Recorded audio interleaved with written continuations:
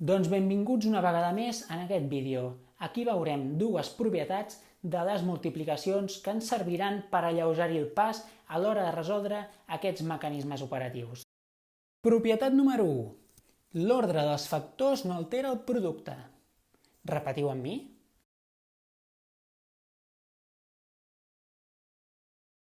Que l'ordre dels factors no alteri el producte significa que si tu fas la multiplicació 7 per 16 o 16 per 7,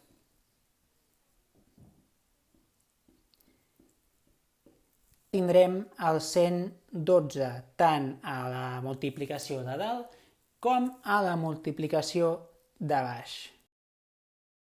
Per tant, tant és que posis un factor davant o darrere de l'altre. Una altra de les propietats de la multiplicació que sé que us agradarà i em demanareu a partir d'ara és aquella multiplicació que té com a factors un 5 multiplicat per un nombre parell.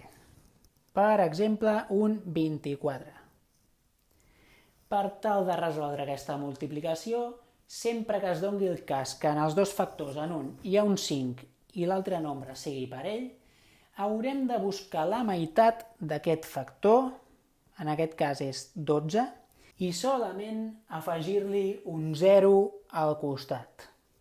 Doncs espero que us hagin agradat aquestes propietats que hem vist en els darrers 3 vídeos. Si sabeu alguna propietat més, no dubteu en escriure-ho en els comentaris per tal que els altres companys puguin aprendre. Ens veiem en el proper vídeo.